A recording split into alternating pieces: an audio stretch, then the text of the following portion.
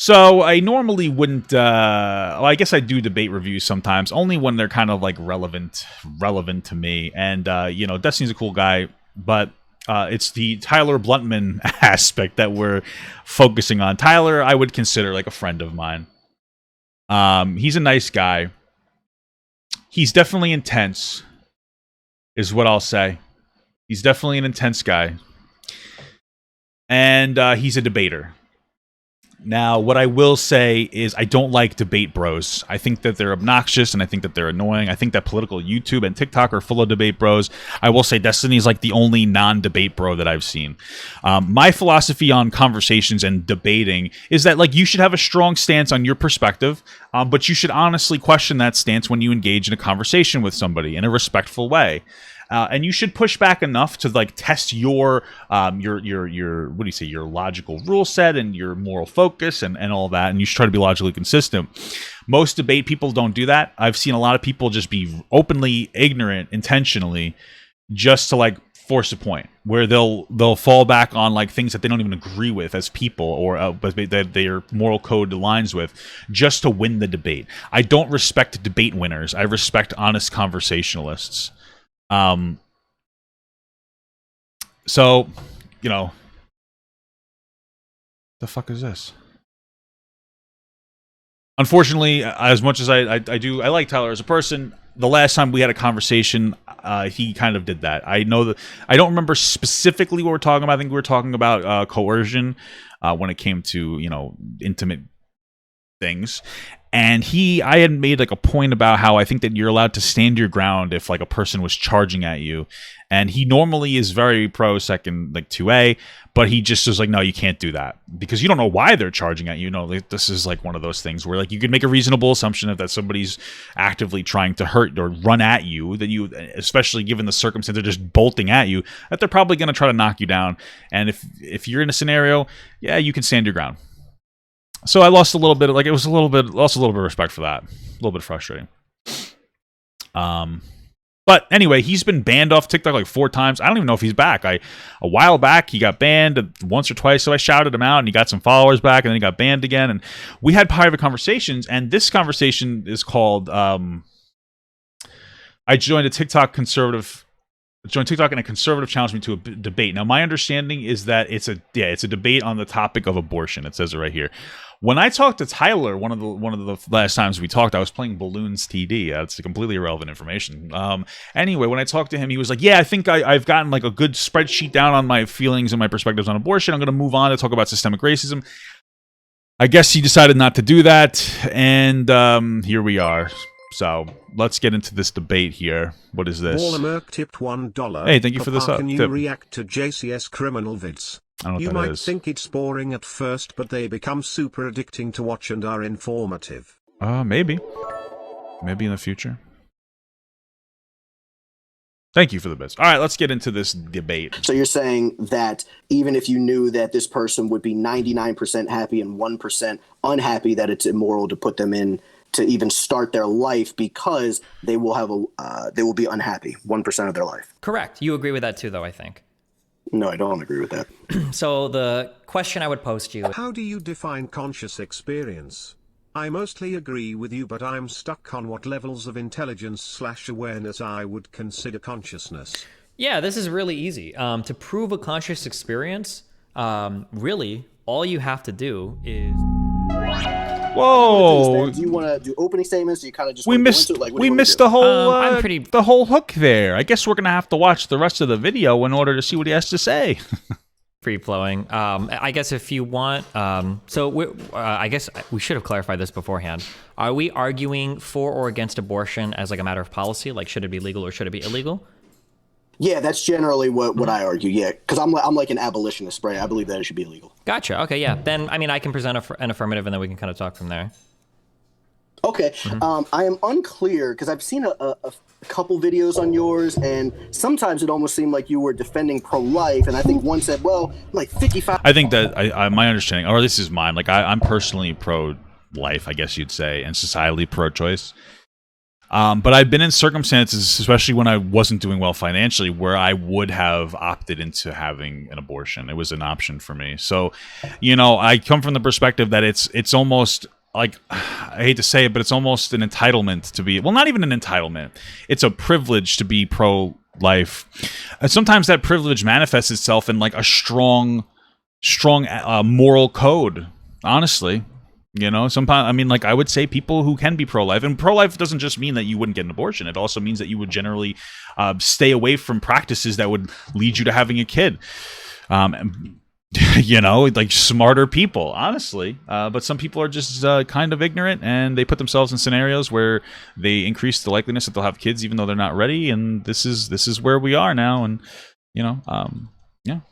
5% pro-life and whatever. So can you like clarify your stance? Yeah, I'm like 55% pro-choice ethically, if we want to get into like a philosophical discussion, insofar as that goes. But when it comes to policy, I'm 100% pro-choice, easily. So. Okay, can you like tell me why? I mean, like, yeah. I mean, I think that, like, at the end, you're pro-choice if you think that people should have the choice to have an abortion. Even if you're personally pro-life, that's more of just like a term that you use to make it like simplify things. But you're still 100% pro-choice, even if you personally wouldn't have an abortion. You are. Sure. So I guess my affirmative statement would be that I think that the discussion over whether you would be pro-life or pro-abortion, or we should say pro or anti-abortion, is basically going to boil down to when you would assign personhood to any newly created life. And the answer to that, I would argue, is incredibly arbitrary. These are definitions that exist outside of the bounds of the observable universe. We can't observe something to see, is it human or is it a human life? These are just kind of things that we assign. I mean, it's a social construct. Yeah, I understand what he's saying. I've come from the perspective that I think we should like limit it to first trimester. I don't know if I call it arbitrary. I mean, like, we could make it so that you can be 5 years old as a society if we wanted. I just think that's really fucked up. So I come from the perspective that, like, I think that first trimester, I would be okay with second trimester because for me, that's like the baby doesn't develop pain until like 27 weeks. Second trimester is 24 weeks. Again, like, we could as a society have the conversation in any way. Ultimately, the biggest reason I'm pro-choice is because, like, I think that robust welfare systems are necessary in order to promote like a very positive society and a functioning society and a happy society overall. And if we do birth the 900,000 babies who are aborted every year in the United States, most of them are going to rely on the welfare system, whether it's like, the mother's getting more welfare money, or if they go into foster care systems. Now, I'm not necessarily focused on the quality of their life per se. I obviously want them to have high qualities of life. I don't really like the rhetoric that they might have a hard life, so they shouldn't exist. I think that's kind of shitty. I come more from like, okay, there's, if we have a cutoff point of what we would consider human or not, that we can say like, okay, you can terminate the pregnancy. Because it would bankrupt America, unfortunately. And I don't. And if honestly, if we could figure out a way to not bankrupt America, I'd probably be pro-life. But these are the unfortunate areas we live in. A lot of people will say that's insensitive, but you guys have to understand that like life isn't ideal, and I think that it shows it's a test of character to ignore the necessary hard questions. If you're somebody who gets uncomfortable with the reality of life and you're like, oh, we can't do that, well, then like I'm gonna say, unfortunately, I think that you're a little bit weak. If you want to create a just society and a functioning society, there's going to be hard things we have to do, because we could say let's make everybody pro-life, but we would have to reduce our welfare programs drastically, and that would cause more people to die too. And at the end of the day, people are going to die regardless of whether you're pro-life or pro-choice. The necessity to facilitate the society that works is going to cause to death. And if you're not aware of that, then I think that you're very disconnected from like the true issue. I recognize that there are several different assignments to this. So the two most common are one at the moment of conception, and another one once something has become sentient or gained consciousness. I don't see a good reason to pick between the two of these. So since I don't see a good way to pick between the two of these, I feel uncomfortable enforcing my morality on other people via legislation. So I'd rather be pro-abortion and allow people to decide for themselves. It's essentially where it is. Yeah. Okay, so do you believe that you should have the right to have an abortion like up until birth? It's going to depend on what version of life you run with. I think up I until would say generally no. Of course, there can be scenarios where, like, if a woman's going to die, if they have the baby, I think that they should be able to terminate that kid, so that they don't die. But generally, no. I don't think that you should be able to have an abortion up till birth. birth is not good, because the idea that being born all of a sudden grants on you this moral consideration, it doesn't seem like very consistent, or it doesn't seem very founded. So I think that I'd be more comfortable with the, I think it's within the first trimester, you're not supposed to have a conscious experience yet. So prior to that conscious experience developing, it's probably okay to have an abortion. And then after that conscious experience developing, it's probably not okay to have an abortion. Okay. I'm just typing down like what you're saying so that I can kind of address it. So you're saying that first trimester should be legal. After that, you're saying in the general sense that it should be illegal because at that point it's more likely that you have some type of sentience or consciousness, right? Probably, yeah. All right, that's fair. Okay, understood. So let me ask you this. What exactly would I need to convince you of to get you to be more favoring the pro-life side? Is it just the personhood? Yeah, I think everything else about this discussion is a complete red herring. I think the discussion literally revolves around personhood. I don't think anything else matters. I disagree, obviously, because I think that, like, the whole of society matters. I think it's like people would always say, like, oh, I forget what they call it, but like, oh, you just focus on outcomes. I don't focus exclusively on outcomes, but everybody focuses on outcomes. It's a very important part of it. If being pro-life meant we would fail as a society, well, I think that our society is literally the greatest society. So, like, why would I want us to fail? And we all do it. We just don't make it the forefront, or we don't put the understanding or the emphasis on it. Because think about it, like, would you put your hand on a stove? Why? Because the outcome is you're going to burn yourself. It's not because, like, you feel bad for the stove running it for the sole reason of putting your hand on it. And you know what I mean? Like, Okay, cool. So then I guess I would ask you this. So, do you need to currently be experiencing sentience? Do you need to be currently experiencing sentience? Do you need to be in a current sentient state?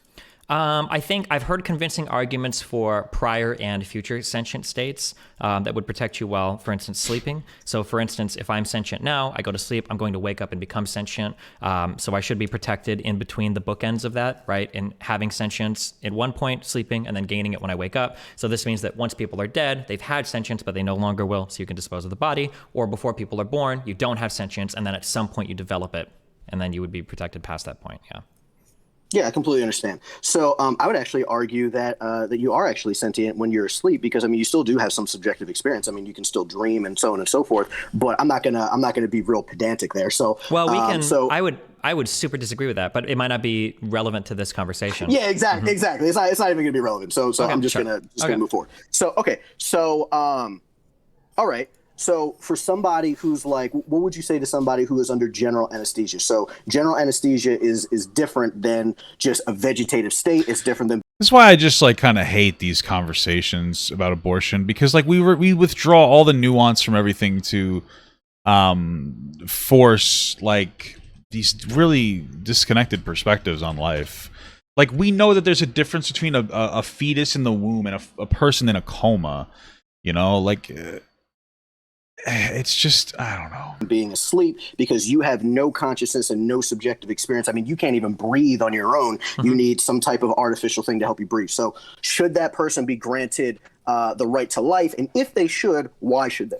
Yeah, they should, because they had a prior experience of consciousness. Generally, when you undergo anesthesia, this is like an agreed thing that you do. And then past that, you are going to have a conscious experience afterwards. So you're bookended by that. You have consciousness. And then like Tyler's going to focus on the fact that like, yeah, you're most likely going to have consciousness after you wake up from anesthesia, but like same thing with an aborted baby. Like they're going to most likely have consciousness if they wake up, and he's going to ignore the nuance of the conversation, and we're going to go into this fucking loop. Temporarily give it up for general anesthesia, and then you'll regain it once you awaken again. Understood. Okay, so I guess then I would ask you, why do you think that previous subjective experience matters more than future?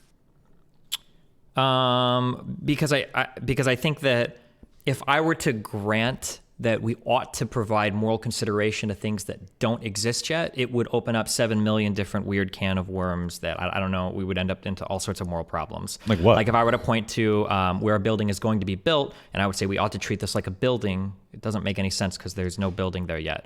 What does it mean to treat something like a building? Like try to walk on the stairs that don't exist? I'm a little confused. Because you would generally protect the building site, right? Like you'd be like, oh, okay, I'm gonna put a building there, so I'm gonna treat it like it's a potential building, right? Like you treat a baby like a potential baby. You know what I mean? Like that's a weird. These are nobody wins this debate, guys. I think that you can only begin the consideration of something truly like once that thing, I guess reasonably, once that thing has started to exist. Otherwise, there's no moral consideration there until the But you're not treating the baby like a baby. You're treating it like a potential baby or the fetus, right? Like that would be the pro-life perspective. I don't know. thing actually like has a shape to give moral consideration to. Right, but so kind of like where I'm going with it is.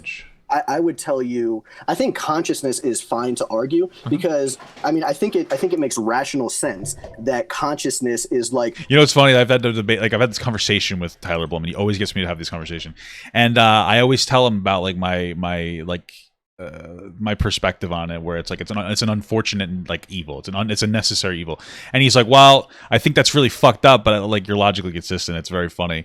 You know, we have that agreement, and he's still my friend, so I guess it's not that fucked up. It must not be that bad if he still thinks that I'm a good person. You know, we're friends. What makes me me and what makes you you? You know what I mean? Like if you're like brain dead, right? Like we say that you're dead. It's your cardiovascular death or brain death. You're dead. This is getting into a new conversation that I feel like we have to have the conversation about. Because Tyler Bluntman's bringing up a conversation about like being brain dead and basically being at end of life care, and a lot of progressives go like, no, we shouldn't kill those people. They're on end of life care. Not to be really mean, but people who are pushing Medicare for all rhetoric, they need to start getting on board with the idea of cutting end of life care. It's like it's incredibly expensive, and it literally we have to have conversations about cutting it if you actually want universal health care. It's very expensive. And it's fucked up. And like, I'm not saying I support, the removal of end of life care, but I'm saying it's like, if you want to be logically consistent, like there's your argument, because it's fucked up. But providing health care to everybody means you have to cut end of life care, and you have to provide an individually worse healthcare experience for everybody to expand it out to everybody. It's unfortunate, right? Like you're going to get better care as an individual in our capitalist healthcare system than you will in another one, but it's going to be drastically more expensive and less accessible. So if you want to increase the accessibility and reduce the cost, you're going to have to make it worse. Like if you go to the doctor now, they'll give you 40 tests for something to make sure you don't have anything. You go to a doctor in another country, they're going to give you what they need to give you to make sure that you're going to be reasonably protected from what you might have or you most likely have, right? So the moral right to life. Excuse me, the moral right to life at that point. However, when you look at someone who's brain dead, someone who is brain dead, medically defined, it means that they cannot experience consciousness or subjective experience currently, and they cannot. It's impossible for them to experience it again in the future. However, if they are able to experience it in the future, we do doctors give them the right to life. So yes. That's why I'm saying yes, there is a financial incentive as to why doctors do that, because they want that paper. Yes, that is true. You are not wrong about that, but it is still something to bring up for note. It doesn't seem rational or logical you guys that are so ridiculous. Like anything previously matters. It doesn't actually matter if you didn't have subjective experience. The only thing that matters to where we grant people the right to life, if you're arguing consciousness, is that they will have it, or it's possible for them to have it in the future. Yeah, I think the problem there, though, is that you can run that back to like a lot of different stages of conception to make it, and that kind of makes it hard to like figure out like any good starting point at that point. So like, for instance, we could say that a zygote at some point will experience consciousness, but not really. A zygote never can, right? It has to grow, it needs nutrients from the mother, and then it grows and divides. There's a whole bunch of other stuff with external resources. We could run that back and say that a sperm at some point, when it combines with an egg, will experience consciousness. Like it feels weird. When I say feels weird, I mean because we don't get a consistent start there then. Well, no. No, to say that like a zygote is going to experience sentience in the future, it's like, well, no, not exactly. Not if you put it in the stage of a zygote, right? Because a zygote is just it's a developmental stage of like the human condition, right? That's like saying, okay, well, a toddler has the potential of having a child. Well, no. Like when you go through puberty, you have or not a child, like an infant. Let's say like an infant really has the potential to have it. It's like, well, no, an infant doesn't. Like if you, I'm not trying to be rude, but I feel like some debates like this, like we have debates about stuff like this, or in the way that we have them, very theoretical conversations about like abortion. Or like very theoretical conversations about critical race theory or all these other things, I feel like they're just so like, what are we really doing? I feel like sometimes we distract from like the main message. I don't know. Like, what are we really like? Is anybody that's pro-life or pro-choice going to switch their perspective because we successfully defended the specific aspect of abortion that talks about consciousness? You know what I mean? Like, I know that my perspective on it's very rough and real world, but most people respond to that roughness and real world perspective, even if people want to pretend like they don't. Like, that's the stuff that resonates with them. Like, will society be able to function if we have this? Will people individually be able to afford their kids? Is it going to put them in a financial place that's going to mentally distress them to the point of failure? Like, these are the real perspectives, and we're talking about like this idea of consciousness, which just like it just feels so exhausting and unnecessary, and it feels like the conversation exists just for content, and which is ironic because I might put this up on my YouTube, but I don't know. It just feels like a conversation that you get to have when you're like, I don't know. I don't like to use the word privileged, but like, you know what I mean, kind of. And I'm not disparaging either of these people. I don't know. It's just been my general frustrations as of late. have puberty, then yeah, sure, but that's at a different stage of development. So I just would say that's just that's irrelevant. Yeah, but I guess the problem I would say it's a false comparison, is what I would say. How can you condemn?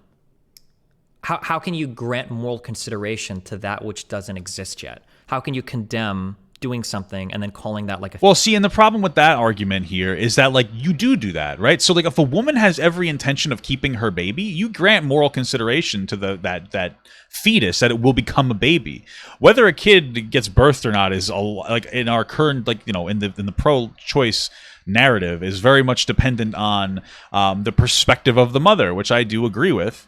But like we do grant it some kind of moral consideration. We do, and we should. Just saying. Future harm. It seems that seems impossible. So, like, for instance, I want to abort something that doesn't have a conscious experience. You're saying that like that is bad because why? How? No, so well, kind of, but like what I'm saying is that to me, like having reached consciousness yet wouldn't actually matter to my argument. I believe that you should be granted personhood at conception, and the reason why is because it just makes the most logical sense. I mean, you kind of, not exactly, but you kind of... He's not like wrong. It does make sense. It makes a lot of logical sense. He's not wrong about that. I think that people discrediting that is silly. It makes the most logical sense when you don't provide nuance to it. So it's like, hey, that makes the most sense. Sperm, egg, meat. If you leave that thing to its devices, it's going to most likely become a baby. So logically, it makes sense to leave it to its devices and it will become a baby. But then you have to add in the rest of society because everything is very nuanced and there's a lot of stuff here. So it makes perfect logical sense to agree with Tyler until you pull that and you retract that perspective back into the real world. So think about it like this. Black people probably deserve reparations for what happened in America, honestly. But when you retract and realize that black people are only 13% of the population, while they may deserve reparations and it might be ideal for black people, it's not ideal for our society. It's actually a rather divisive thing. And that's kind of how we work with abortion. And I'm talking about like actual reparations, not when like fucking people go, well, what like when I hate it when you press progressives on what reparations means. They go, well, I just mean that we should attack the systems that disproportionately negatively impact black. That's not reparations. All right, for prison reform isn't fucking reparations. I hate it when progressives do that because they'll play this game where, and I'm sorry for going off on a tangent, but they'll play this fucking game where they'll say that that's reparations because they know it's going to invoke a particular feeling from black people of like, yeah, I deserve this, which they probably do, and then they like to walk it back and be like, well, actually, I don't mean that, and they like to play like the fence-sitting bullshit game. That's not reparations. That's like weaponized. That's honestly weaponizing black issues for brownie points. I don't like when people do that. Kind of did touch on this earlier when you said, well, they're like just like different stages is kind of arbitrary, and I would agree, right? So conception is when that new distinguishable human organism is created. You and I both know that, but any expansion of that organism, like sentience, birth, heartbeat, whatever, it is completely arbitrary, right? So we can go from a zygote to an embryo to a fetus to a neonate to an adolescent. Every single milestone after conception is just part of a human's developmental process. So because of that, the most logical conclusion of when personhood starts would be the beginning of that new organism's life. I disagree, though, because I don't think that you have the qualifications yet for having personhood. I think that sentient experience is an essential part. Before you've developed that, I don't think you've developed what is personhood. I think that personhood and containing like human DNA or having a human genome, I don't think it's sufficient. Like it's a necessary component, but I don't think it's necessary and sufficient to be granted personhood yet.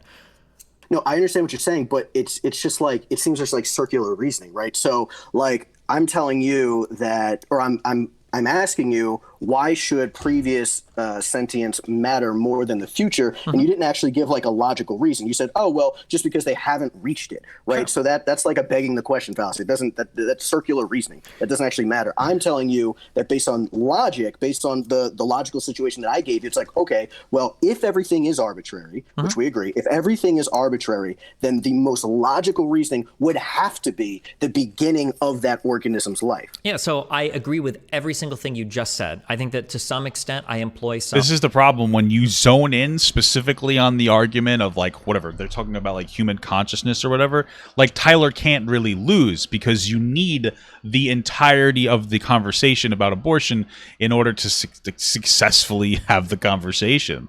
You need the rest of it. You can't just talk about consciousness because by itself, Tyler is correct about consciousness. But once you retract and you start adding nuance to it and you understand the rest of the world in comparison to it, then it opens us up for the conversation more. That's why you can't just have that consciousness debate. Circular reasoning, and I think that to some extent I beg the question. But I already agreed with this. This is why I say that... I appreciate you saying that. Yeah, man. This is why I agree that abortion should be legal, because I think that you're begging the question as well. Your form of begging the question is when you say based on logic. The problem is that you're based on logic. That sentence is doing all the heavy lifting for you. Because you say that based on logic, from the moment of conception, it ought to be granted personhood. Well, why? You can never justify that statement, just like I can't justify my reliance on... No, we can. It's because that makes the most sense. Like, it's the first point that you would start the conversation at, you know, like you have to, I don't know. Sentience. These debates and are because useless, neither of us can justify our reliance on these two things, it brings me back to my opening point of the debate that both of us fall down this hole where that usually is what happens. Like, let's be honest, like conservative perspectives are usually much more simplistic, and progressives generally have to like kind of go into this type of like gaslighting kind of a situation where they have to overcomplicate the issue just to have like a perspective, which wouldn't be necessary if we didn't have conversations exclusively about one of the 50 different fucking aspects of abortion. The answer exists somewhere outside of the bound of human knowledge, so I have to... I just like this I'm gonna let this comment play, somebody just said, because it was funny. Yeah. Wow, remember when you talked to Destiny and it was really awkward, lol. Yeah, I do remember that. I think that we were both feeling each other out. It was like a first, we were just kind of rubbing the tips together, and we didn't want to go too, far in. I do remember that, though. Thank you for that, reminding me of that rather embarrassing moment.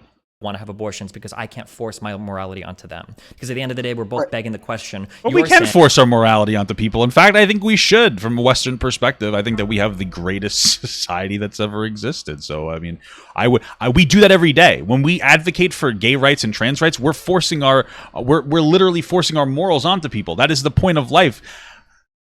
That's why I think Western society is better. I don't really like it when the Middle East, when they beat the shit out of women and kill gay people and trans people. I prefer our society where, like, yeah, there are some people who don't like trans people and they're shitty, but they are not actively killing them in the streets. And it's much better over here. It needs work, but you understand my point. Life is literally about forcing your morals onto people. That's the whole point. We do it every day. When you sit and have a conversation about the existence of systemic racism and other things like why are we doing that? It's because, well, you want people to understand that black people have a unique struggle in the United States, and so we want to advocate for those particular rights, and you want to push people's moral values onto these people. This is what we're all doing every single day. That's just not a logically consistent argument to have. Well, I mean, based on logic, it should start at the moment of conception, and I say, well, based on logic, it should start at the moment of personhood, which is sentience, and neither of us can really... Well, when does that point define? It was when you were 5 years old? Get either argument off the ground, except... I would argue that with mine, I don't carry a whole bunch of bad baggage, but with yours, I think your argument is defeated by a bunch of really bad moral baggage that comes along with it. What? What moral baggage is there? Like, what are you talking about? Like, how? What is it? Is it immoral to not want kids to die? Like, I'm not pro-life, but I understand the perspective. What the fuck? What's happening here? So I would completely disagree. See, I'm not actually begging the question, because I'm not just saying, oh, well, based on logic. I mean, I did say that, but then I followed it up with why this is logical. Well, right? why is it You're logical? saying, Why is it well, logical to value like the moment of conception over the moment of the sentient development? Why? value has nothing to do with my argument. What I would say is that, like, when you remove all nuance from it, if you literally the only reason you think you should abort a kid is because it doesn't have sentience, that's stupid. That's illogical. Why would you kill a baby for no reason, or a potential human life?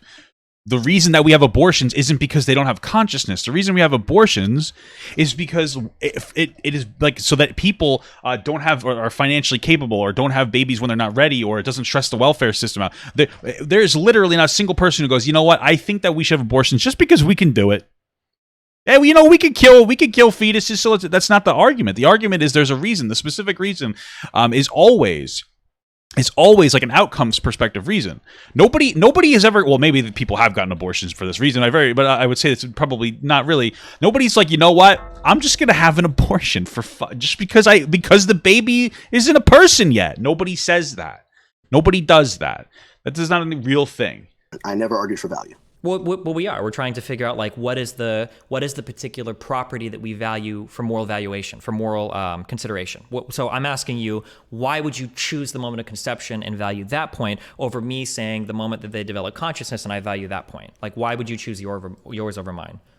Right, because you specifically had the conversation about like consciousness or whatever, instead of having the conversation about the entirety of being pro-life or pro-choice. That's why his logic works, because you've decided to ignore 95% of the conversation when you talk specifically about sentience or sentienceness or whatever the fuck you want to call it. So exactly what I said. So if we agree, which we did, we agreed. If we agree that every stage of development in a human's developmental process is arbitrary, then it is logical to start at the beginning of that organism's life. Are you saying that's illogical? Yeah. So the problem here is again, I don't know how you're taking this term, but. So I would argue that you're begging the question here. When you're saying every stage of development in a human's developmental process is arbitrary, you're sneaking in the conclusion there that we ought to defend the conscientiousness, that we ought to defend a human along every stage of their development. But I would disagree. I would say that there are stages of human development that we don't value, and I would argue that it's more consistent to base that on conscious experience. So for instance, I don't value the development of a human body post brain death. Even though that is part of a human's development, the decomposition of your body, and there's a whole set of stages and shit that go through that, I don't value that at all. So you can kill that past that point because it's already dead, right? And then same thing, prior to the development of consciousness, I wouldn't value that part of the human development either. So just because I do agree that a zygote is on the path of human development, or it's part of that human development, but I don't value human development, I value the conscious experience. I don't think that you could really call being dead part of the human development. You're no longer developing, you're just dying. I mean, we're kind of moving the goalpost, or we're changing what the word developing means once we acknowledge that argument. Like, it's just such a weird argument. Like, well, you're technically developing into death. Does that mean we can eat alive animals because they're in, like, since death is a developmental cycle process? It's just like, seems like this overcomplicated, unnecessarily rhetoric to have these just stupid performative conversations. Right. So you and I agree that we don't, and again, I don't like using the term value. I would just say I don't grant them the right to life. I think value is completely subjective. I don't even care to get into that. But yeah. Which, by the way, is why Tyler is winning this conversation. It's not because pro-life makes more sense. It's because he was able to have the conversation about 5% of the abortion argument. That's why. That's it. That's what's happened. Like, don't engage in these kind of conversations. They're silly. Them the right to life, because again, if we're going by that consciousness, then they have no possibility. It's impossible for them to have consciousness in the future. That's what it means to be brain dead, right? But That's not the same thing for like a zygote or for a human embryonic organism. It is not impossible for them to have sentience or consciousness in the future. So yeah, man. I mean, I don't really know where to go past this. Like I'm kind of yeah, so the big problem I think that with your system and where everything breaks down is, and you can tell me if I'm phrasing this correctly. It seems to me that you're saying that when an embryo exists, you're on a spectrum from start to finish of human development, and we ought to value that entire spectrum and even the potentiality of a conscious experience there as being worth moral consideration. So even a zygote that isn't experienced consciousness yet ought to be like considered like it ought to have moral consideration because at some point it's going to develop a conscious experience. Yes, you would make the reasonable assumption that like a zygote is going to turn into a baby, and so you're going to look to the future and say like, oh, this zygote's going to turn into a baby. We should treat it to some extent like a baby, as far as like allowing it to go through its cycle and become a thing. We do it with kids. We're like, kids are going to generally have the potential to succeed at the end of their life, so we should provide them good education. It's not right to just take away a kid's education because like, I just don't want to do this. You know what I mean? You generally value things based on like their chain of events that are most likely logically going to happen, which again is why this fucking argument's so stupid when you like refine it to such a specific aspect. Right? Sure. So like if you pose the scenario that let's say that like a doctor definitively knew that this embryo never will have sentience, like never will have it'll be consciousness. brain dead completely, yeah. Exactly. Like I'm not talking about a 0.01. I'm talking about zero. Yeah, impossible. Right. So if they did, then I would say sure. Then we would not grant them the right to life because we would just consider them brain dead because they cannot have consciousness in the future. Yeah. So the problem with this is that what we've done here is we're starting to impart morality on things that, in my opinion, don't exist yet. And what happens is when we do that, we start running into a whole bunch of moral conundrums. But if you go back to his like potential building thing, like you do put morality onto that. You say like, oh, this building is going to exist. Let's respect the property. You respect what it's going to exist. I hate these like overcomplications, dude. That become unsolvable. So they just become like the they muddy the one whole that conversation. kind of starts immediately. If I were to take your moral system here, that we ought to value this thing at the moment of conception and we ought to value its experience, the conception of every single person is inherently an immoral act because you are submitting somebody that didn't consent to it to potential harms in the future. What? And if you're going to consider potential harms of things that don't exist yet, you have to consider like the both sides of it. And I don't see how you can ever morally conceive. What are you talking about? Like a what the fuck is a neonatalist? What the fuck is that? Antinatalism is essentially. Yeah. Are you? Yeah, so like I don't really understand that argument honestly because when I look into and I haven't dove real big into it, but when I looked at it on the surface, I'm like, okay, I think the argument for them is that the argument is like because something could experience some kind of a suffering and you can't consent to that at birth and it's not right to do. Like it's again like it's an overcomplicated perspective. Like it's meant to overcomplicate it like a more it's meant to overcomplicate it, and it's like kind of an illogical thing. Like that doesn't really make any sense at all. Like the entire point of existing is to have more. It's basically to continue existing. It's like it's such an unnecessary, complicated perspective that's not rooted in any like real world thing whatsoever. It's really just it's just dumb. It's so fucking dumb. It's just a dumb thing. Let's just all kill ourselves then. But like we all agree that like we're not raping people into existence, which is kind of the undertone here. So like just stop. You're not because you're subjecting them to some form of harm that it's immoral to even conceive them in the first place, right? Is that the argument? Yeah, correct. Yeah, so the reason why I don't understand anymore. That whole thing is because it's not rooted in reality. Is someone's like happiness or when does that outweigh harm? Well, it never does. Those two things aren't measured against one another ever when we make those types of. You can just make suicide legal, and this breaks your whole logic. Yeah, just make suicide legal, and if people kill themselves, then they get to opt out of the life that they weren't able to, go into. Is that the best way to say that? You get my point. Moral considerations. By that logic, you think that suicide should be legal? I mean, I don't know. Maybe I really don't think so. But sure. But again, this whole idea of prescribing your morality and pushing it onto other people is ridiculous because we do that all the time. So to say that we shouldn't do that now is just very convenient. And yet, when it comes to prescribing morality, when it comes to the LGBTQ people, we're very sensitive to it. So you're saying that if somebody would have like I know you're not arguing for this. You're just telling me what the thing is. So you're saying that even if you knew that this person would be 99% happy and 1% unhappy, that it's immoral to put them in to even start their life because they will be unhappy 1% of their life. Correct. You agree with that too, though, I think. No, I don't agree with that. So the question I would pose to you is, let's say that there is a room, and let's say that as you're walking to work, there's a room that you pass through. Let's say that one day, without informing anybody, as they're passing through this room, let's say 99 people will be chosen to win $1 million, and one person will have both of their arms cut off from their body. Do you think that even though the majority of people going through that room, or the vast majority, 99%, are going to have a positive experience, do you think that it is a moral choice to subject those people to that 1 out of 100 chance that they might have a horrible experience without their consent? Right, but now you're like generalizing what a horrible experience is, because now you're saying something pretty much. that is like you are now initiating force. Like we went to like, you can't consent to birth because you might have a really good life, but sometimes your boyfriend might break up with you, to like, hey, some people might win $1 million and some people might have their arms cut off. What the fuck? Like this is what I'm talking about. The overcomplicated, these overcomplicated perspectives that aren't rooted in reality, that have no function whatsoever in any conversation ever. They're just like so disconnected from reality. These are really performative conversations that people get to have when they're bored and they want to make money. And I don't mean to be rude. I'm just saying, like, this is fucking stupid.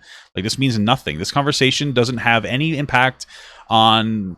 This conversation has no impact on pro-life or pro-choice. This is just for a bunch of, like, people who just want to, like, sit on the computer all day and chill and talk about bullshit that doesn't matter. That's what they do. And I do it too.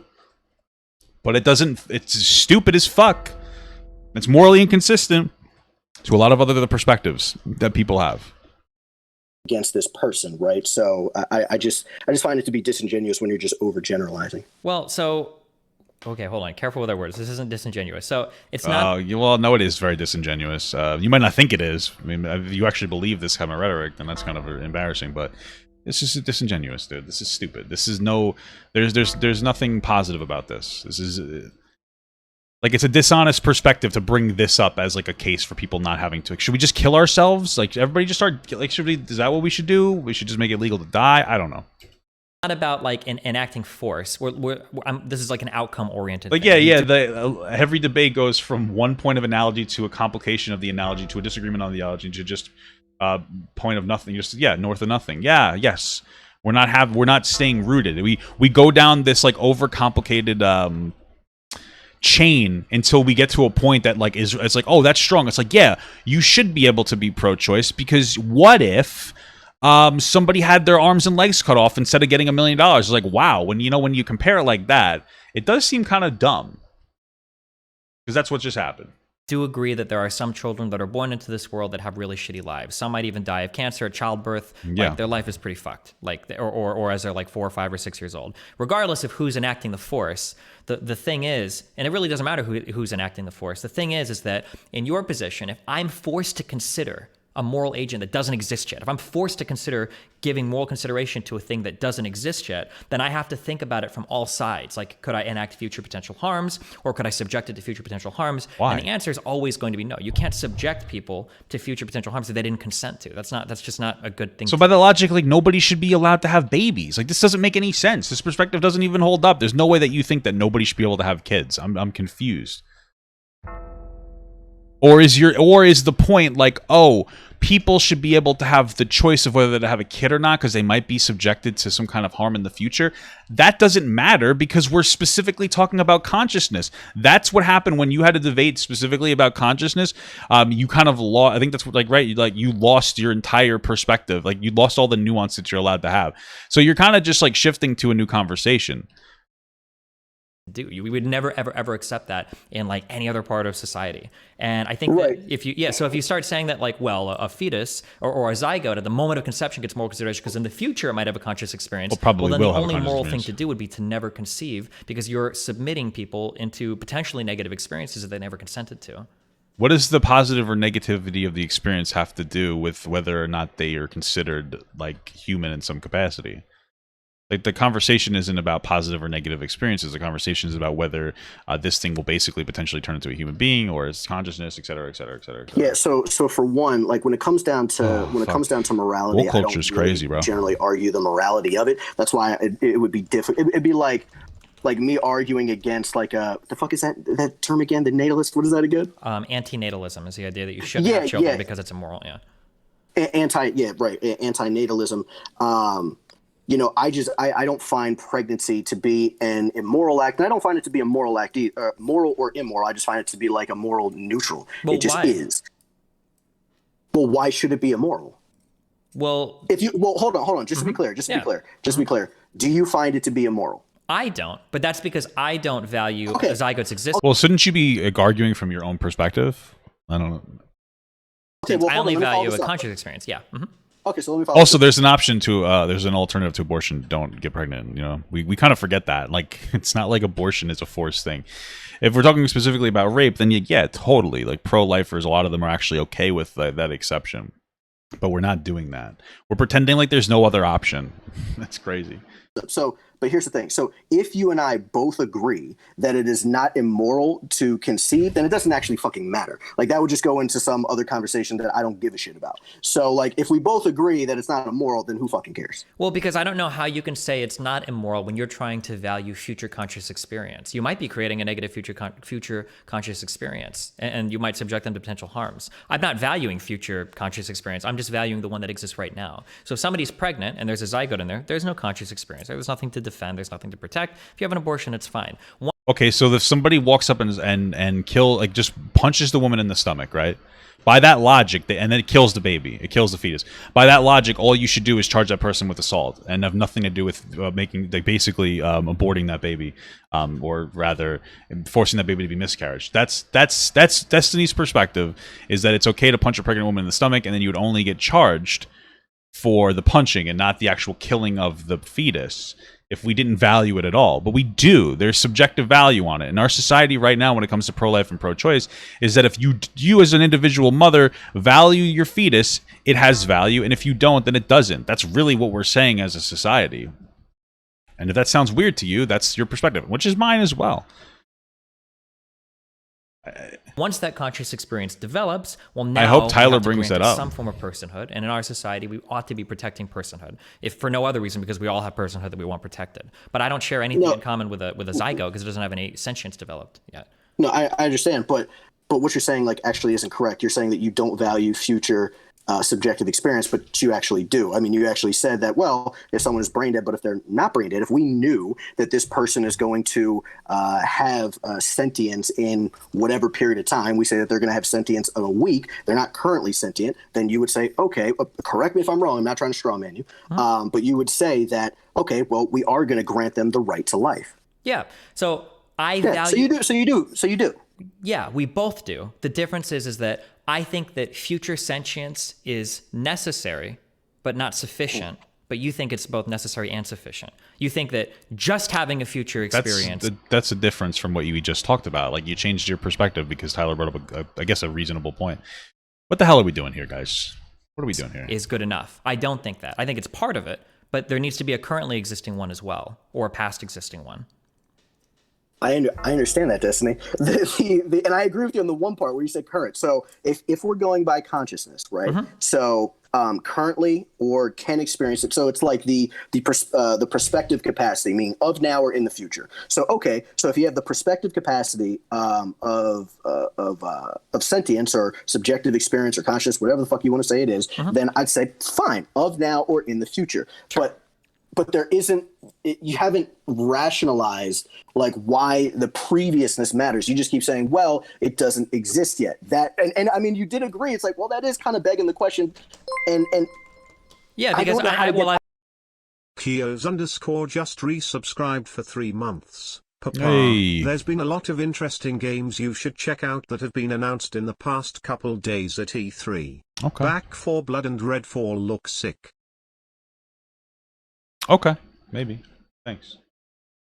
I don't know how to get past Yeah. this point. So the reason why I don't know how to get past this yeah, point. so I mean, I've answered it. The reason why I don't consider things that don't exist yet is because to do so would necessarily open up so many moral conundrums. Like You have to consider things that might exist. So we literally have to do that thing. We consider everything that might exist. We consider new businesses that might exist. We consider new people that might exist.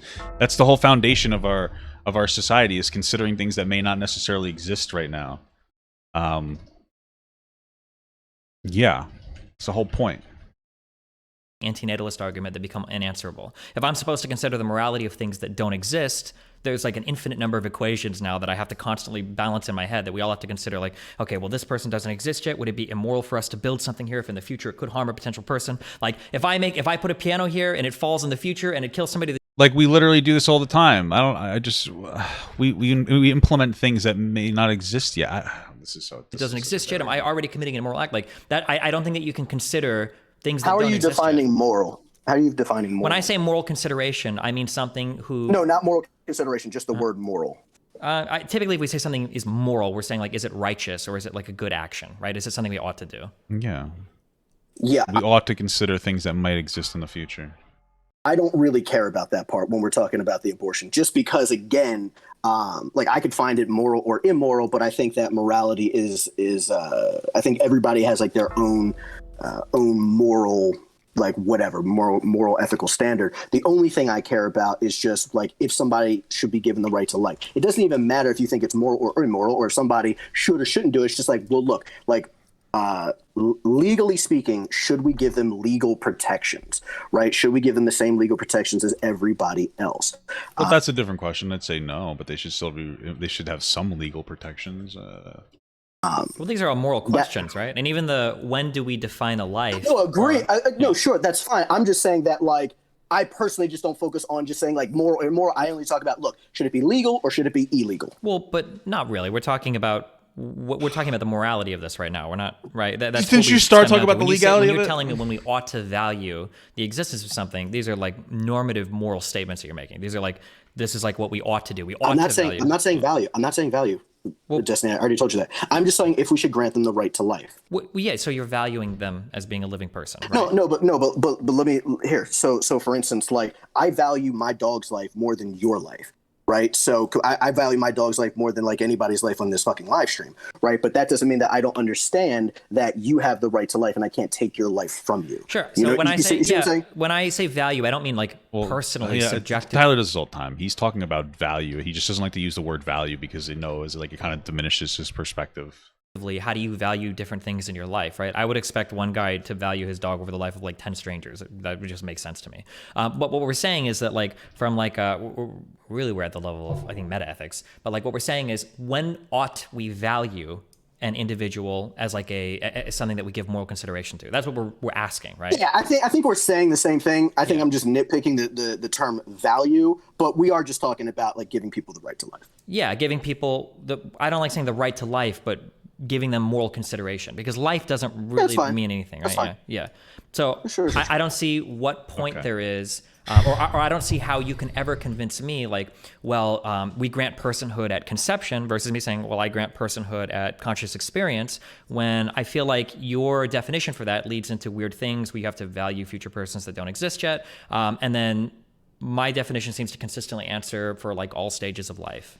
Yeah, but that's just like a slippery slope fallacy. So you're just talking about, oh, well, these other things might or might not happen, when I'm talking about, like, just, is it right or is it wrong? Or not even right or wrong. Is it more rational or is it less rational? Well, so a slippery slope fallacy is when I say A will lead to Z without being able to demonstrate logically or deductively why A would go to Z.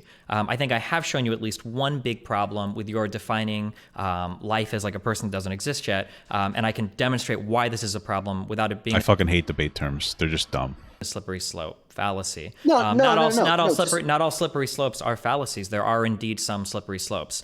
For instance, if I tell my kid to go to bed at 8 and then he goes to bed at 9 and then he goes to bed at 10, and I'm like, okay, you go to bed. Like, that's a slippery slope. That's real. That's not a fallacy. That'll actually happen, right? And I think we can revisit the antinatalist argument if you want, but I think that's a good demonstration of a slippery slope where if you value like future persons, you're in a really weird world morally. Sorry. No, not really. I mean, there's different levels of ways that you can value things. I mean, like, really, what it comes down to, by this logic, you can punch a pregnant woman in the stomach and you just get charged for assaulting a pregnant woman. And then if it kills the baby, it doesn't matter, because we don't fundamentally, we shouldn't value these things, but we do value these things. We do have subjective value on these things. Very good. No. So like slippery slope. Yeah, debate terms are only used by people who are trying to be smart. I hate political everything. Like, these are like the least honest conversations that we ever have ever. They don't have any. That's why I don't do debate like things. People ask me my perspective on debate, or excuse me, I don't do abortion debates. I tell people this is how I feel about it. Like, there's really, it's a waste of time to go into these in the way that we're doing it. It's an absolute waste of time. There's nothing to be gained from this. So, it's dumb. I overpulled again. Fuck.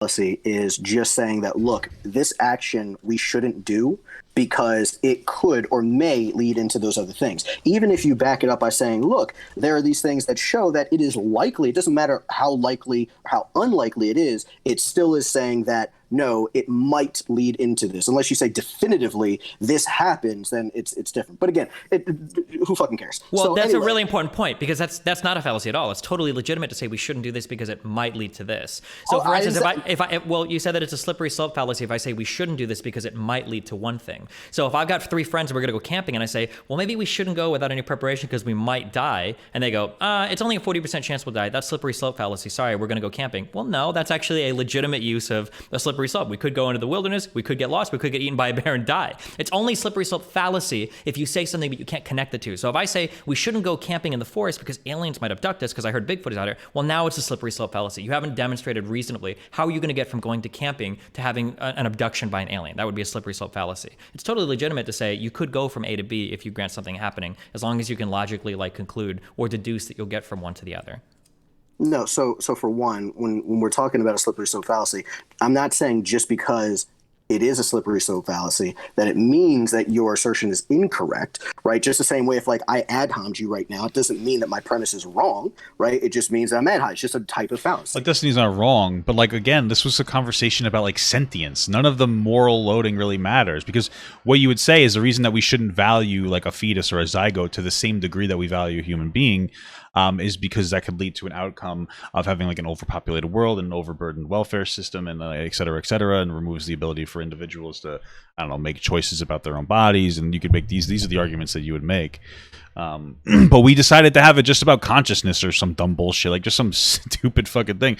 It's just why I don't know why you would refine it to specifically that. That was the way that Tyler would win the debate, is if he could remove if he could remove what was necessary for your perspective to exist, he could win, and that's why he does that. And you allowed him to do that, and so based on the debate, this is a dumb conversation to have. Right, so I'm not saying you are wrong. I'm just saying, well, I'm more so saying that, well, just because something might happen, right, or might not happen, isn't enough to say, oh, well, we ought not do this. Specifically, when we are talking about something like the right to life, I think that we could, you could go into your scenario when you're talking about going into the fucking wilderness, and we can go ahead and deconstruct that, and I think that that's fine. But when we're talking about strictly people's rights, I'm well, I don't think that we should, for instance, here, I'll give you an example. So I don't think that we should take away people's guns. Even if you could definitively show me through data that if we took away people's guns, that it would make us more safe. It would just make us more safe. I wouldn't really give a shit. It's oh, well, when you have guns, it leads into this, and it leads into this, and it leads into this, right? So I don't care enough about that to where it's well, we shouldn't violate these rights of people for that. Do you understand what I'm saying? Well, that's a weird argument to make, because the reason that even though taking away guns might reduce gun violence, the reason that you would generally support people having the Second Amendment rights is because without guns, you can make a reasonable argument that the government wouldn't fear us. That would be my biggest thing, is that people should still have enough power to not have the government ruling over them. So, yeah, it might have the positive impact of reducing crime and violence, but I don't think it's an unreasonable assumption to make that, or a perspective to take, that the government shouldn't have that much of a holding over you where you can't defend yourself. So you would also use the slippery slope argument for your gun choices. So this is a weird perspective. Yeah, I think so. I don't think we disagree, but. We don't disagree. But here's my issue with you, not with you, but just with the whole conversation. I don't really know how to get past this point now. Like, we're kind of just stuck on, I find it to be more logical that we're gonna grant personal Okay, I have to conception. ask, when you say more logical, because that word is doing a lot of heavy lifting, and it's a little, because I could say that my argument is way more logical than yours, but that doesn't mean anything, right? So logical just means that we have Not specifically within the confines of like the argument that you guys proposed in the beginning. I think that's something that you got to take into consideration. conclusions that we can deductively reason out from premises, assuming some foundational logic, right? Hopefully, most of what we're saying is logical. So I need to It is ask consciousness. If your only argument is consciousness, logically speaking, it makes sense to start with like whatever fucking zygote or some bullshit. I can't let you. I can't just let you say like, well, my definition is logical. Well, both of our definitions are logical. We're not arguing over the logic, right? We're arguing over like some presuppositions that we're making. Our logic is sound, I would hope. But actually, I guess no, because I'm challenging your logic. I can't just let you say like, well, mine is logical, because I'm going to say mine is logical because we both think our arguments are logical, right? Okay, so to be clear, I don't think that I said that just mine is logical and yours wasn't. If I did say that, then I will revise what I said. I don't think I said it, but if I did, I'll revise. Okay, yeah, sure. I'm just making sure we understand that. Yeah, I'm talking about that. I find mine to be more, or let's say more reasonable than yours, because, and I'll follow this up again. Because if, again, it would be like me repeating myself for the fucking fourth time. But like, if we're saying that every stage of development is arbitrary, and forgetting about your contention that, well, it could lead into these other things, I don't care about that. If we're talking about, should we grant them moral consideration for the right to life? Is it rational for them to be considered a person, right?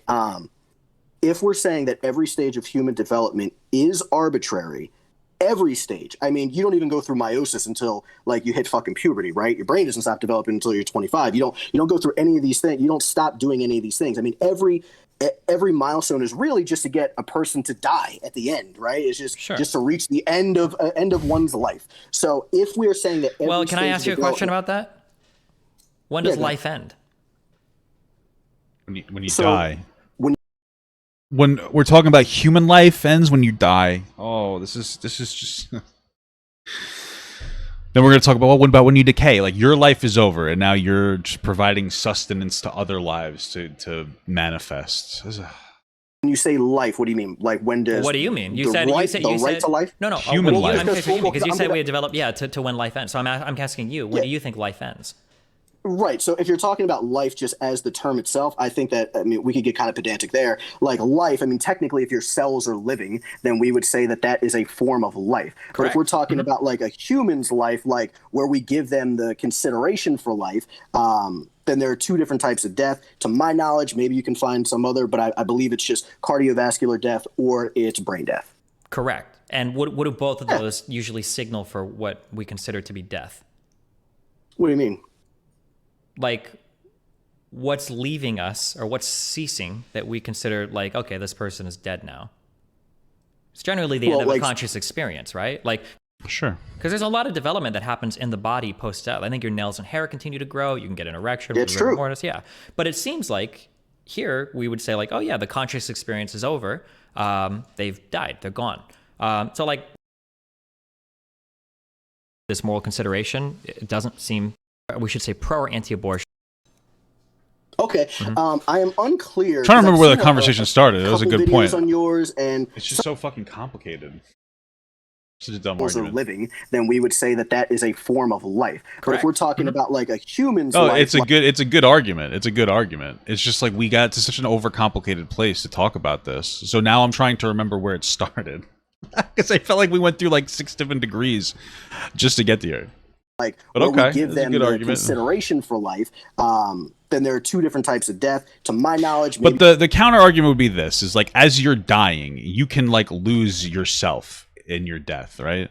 So you can lose yourself, like as you're dying, you like lose your so as you start off as like a fetus and you phase into consciousness, and then as you phase in, you hit a point of consciousness, and then you get to a point where you start phasing out of consciousness.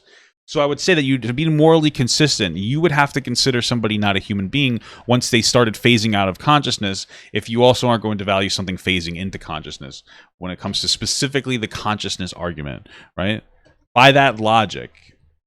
So if you think that like once you're dead, that's the phase, like you've phased out, you're no longer conscious, well, then the phase-in aspect is, by that logic, just as important on the counter for the foot, I guess. I hate this shit because it just gets like unnecessarily complicated when you decide not to actually have honest conversations about abortion and bring everything into it involved, and you just talk about like one aspect of it. But it's a good point. Some other, but I believe it's just cardiovascular death or it's brain death. Correct. And what do both of those usually signal for what we consider to be death? What do you mean? Like, what's leaving us or what's ceasing that we consider like, okay, this person is dead now? It's generally the end of a conscious experience, right? A religious person would say a soul. Like, because there's a lot of development that happens in the body post-death. I think your nails and hair continue to grow. You can get an erection. It's true. Mortis, yeah. But it seems like here we would say like, oh yeah, the conscious experience is over. They've died. They're gone. So like, I just run that back to like, okay, well, once your conscious experience has begun, well, now you're alive. And you're alive until your conscious experience ends. I don't know. So I feel like... let me answer. Yeah. Yeah. So like I said, sure, agreed. So when we're talking about like brain death, yes, it is if you cannot experience consciousness now, and if it's a pretty sound argument. It is impossible to experience in the future. That's the important part. So again, like a fetus, it's not impossible for them to have that in the future. But also, I mean, you could also get into some other really interesting like thoughts. I mean, if somebody is cardiovascular or like their heart stops, right? So if someone's heart stops, there are studies out there that show that your brain is active for, from some say from like a few minutes to some say maybe an hour. Sure. You know what I mean? So then we would be like, okay, well, should we or should we not keep trying to resuscitate for that full hour? What if it was like a day? What if it was like 2 days? Well, let's consider both ends of this thought experiment. I have a feeling we'll both come to the exact same answer. Let's take two worlds. Let's say that in to be clear, Destiny, to be clear, I haven't given this much thought. I'm just like, it's interesting to think about. I understand. It is interesting, but I think that the answers... Why did Tyler feel the need to prime that? Like, it sounded like he was acknowledging he was going to lose whatever thought experiment they were going to have. And he's like, I need to prime this, guys. It doesn't mean that much to me. Okay. Okay, that's just weird. Intuitively come to answers that I'm going to say agree with my position, but of course. So like, let's just consider both of those things. Let's say that in one world, we can infinitely keep a person's heart and cardiovascular system running. So all the lungs are pumping and the heart is going, and it's all through artificial machinery. Let's say that we can do that in one world, but the brain is dead forever. And then let's say in another world, we can keep the brain alive forever, but the cardiovascular and all the other parts of your body are pretty fucked and dead. Which one would we consider living and which one would we consider dead? Or which one would we consider immortal and which one would we consider like dead? Well, again, so I don't... I mean, the obvious answer is the one that has a functioning penis. No, but like the obvious answer is the one where your consciousness still exists. There's no way you can say no to that. This is the question of like, what would you rather be? Would you rather be a consciousness or literally like no consciousness? I would rather be the brain in the body with the ability, or the brain in the robot with the inability, or with the ability to perceive the world, than a fucking husk of meat with like no concept of my own existence. I want to use the word living because again, if your cells are living, you're like alive, right? But if we're saying, should we grant them moral consideration like you're talking about, then I would say, sure. I don't think that we need to grant moral consideration if it is impossible to experience consciousness in the future. Again, like you and I agreed. I was I was very upfront about that. I was like, look, I think consciousness is what makes a person like you and me. Yeah. Right. If you took our fucking consciousness and you put it in something else, like a fucking robot or some shit, I'd be like, oh, okay, well, it's Destiny 2.0. Yeah. You know what I mean? So it seems like, so the strange part to me is that in my system, I feel like I begin to value life when consciousness begins, and then I cease valuing life when consciousness is ended. But it seems like for yours, you agree with me that we cease valuing life once consciousness... Oh, no, that's not what you do. That's not what you do. To be clear, that's not it. Because you don't stop valuing it once it ends. You stop valuing it once it ends, and once it is impossible to regain. Sure, I'm sorry. When I say end, I mean like terminates, like it's done. But I can be more clear. So I value life when consciousness begins up until it ends. Like, it's so stupid. Like, we're having these just dumb fucking... It's just so dumb to me, dude. Like, we're having... It's... Like, we know what we're talking about here. It's like, Jesus Christ. Ends forever up until it's permanently gone. So that's my like bookend for that. It's so weird how patient he is with that perspective. Like, it's like if somebody ever said that to me, I'd be like, bro, stop fucking around. Like, you know what I meant. Stop fucking around here. Like it's incredible how we're just playing these fucking like ridiculous semantical arguments here that are very disconnected from reality. For yours, for the ending part, you agree that once consciousness is done forever, I no longer value life, but your beginning point begins at whatever human development means. So why do you have a different beginning point criteria than you do for the ending point? What do you mean? I don't understand your question. So I begin and end with consciousness. You end with consciousness, but you begin with human development, whatever that means. Why? Why do you have two different I criteria? begin. Sure. So I just begin at the stage of that new organism's life, which is why. Yeah, but I I'm wouldn't asking extend why. it. So, well, again, because if we're saying that everything is arbitrary in the developmental process, it just to me makes more rational sense that we Okay, I would can't have let you to use the start at the word beginning. rational No, but sense. this- I have to but ask this- you, Destiny, for the beginning of what? Destiny, The beginning hold of on. development or Destiny. consciousness? Yeah. Destiny. What I'm saying is that unless you're saying that it is irrational to do that, I don't know why you keep having a problem with me saying that. Well, because my problem, I'll restate it. So I feel like I value human life in the bookends of consciousness from when it starts. Do you think I'm irrational? Do you think I'm being irrational? Well, And if I am, why? I'm challenging your premise that you ought to begin to value human life at the moment of conception, because I don't know why that's a valuable point. When it doesn't seem like you care about that development past that point, like you're choosing to care about development at the beginning of the organism's life, but then to figure out if it's dead or not, you don't look when development has ceased, you look at when conscious experience has ceased. That's why I don't understand, because it seems like you're picking one at one stage and then picking another at another. No, like if no. So I don't really know how to. We're just down the rabbit this hole without like restating what I said a couple of times. But yeah, I mean, I don't know how to get past this point with you, Destiny. Well, yeah. So my only question is, I guess I'll try to ask. I mean, if you're going to keep asking me, if you keep saying, I don't know how to get past this point, I feel like you've effectively conceded the conversation at that point. Like, right from a debate perspective, it's like, I don't know how to make this point anymore. It's like, well, that means you lose the debate, whether you're right or wrong. And I think overall, Tyler is wrong. But like, like, what the fuck? I don't. That's not like a point of strength to be like, you know what? I just don't understand what the fuck you're talking about. I don't understand how we can continue. You know what I mean? It's like, okay, then what are we doing here? Why is there another 20 minutes of this video left? Why do you believe that you ought to value the beginning of the development of an organism and not the beginning of the conscious experience of the organism? So, like, I would just say it's like, well, if you leave it to its own device, and I don't agree with this, but if you leave it to its own devices, it's going to develop consciousness, right? So, like, the beginning of a life or a zygote, whatever, that's going to turn into a conscious being if it's left. For the most part, there's a pretty substantially high chance it's going to. So, we would lead with that and say, okay, let's consider that a life to some degree. But, like, you know. Right. Again, so my reasoning is just because even that milestone that you just talked about is arbitrary. The beginning of that conscious mind is arbitrary. Okay, it's just part of their human development. Hold on, let me finish. Yeah. It's just part of their developmental process. Every single milestone is arbitrary. It's just part of their process, right? If you get limbs, if you get this birth, no matter what it is, like it's completely arbitrary. So it doesn't make sense to me. I don't know why it doesn't make sense to you, why we would not definitively start at the beginning of that life. I don't know how else to say that. I don't know how else to explain it. I'm going to have to challenge you on your word. The use of the word here, arbitrary, I think is being used to obfuscate the arguments. I'm arguing that there isn't an arbitrary start. I'm saying that it's the moment when conscious begins. You're arguing that it's not arbitrary. It's the moment when human development begins. We're fighting over what it should be. Neither of us are arguing that it's arbitrary. If we were both arguing that it's arbitrary, then we would give no moral consideration at all to any parts of it. We would say all of it's arbitrary, fuck it, right? So neither of us are arguing that this is arbitrary. We're trying to pick a point and defend it, which makes it not arbitrary because it has arguments behind it, right? And I'm picking the point of consciousness to begin and end. You pick the point of consciousness to end, but you pick human development to begin. None of these choices are arbitrary. I don't know why we're saying arbitrary here, or you can explain to me why you think it's arbitrary. Well, no, you did tell me that it was arbitrary, didn't you? Didn't you tell me that every part of the developmental process is arbitrary? I think he actually did. I mean, like in the middle of, for me it is, but yeah, I agree. We agree. Well, no. You're not arguing that though. It's not for you. For you, it's paramount. It's the most important thing because the beginning of that developmental process is when you choose to value life. I don't care what part it comes at. I'm saying the conscious experience is the part that's important, not the development or anything related to that.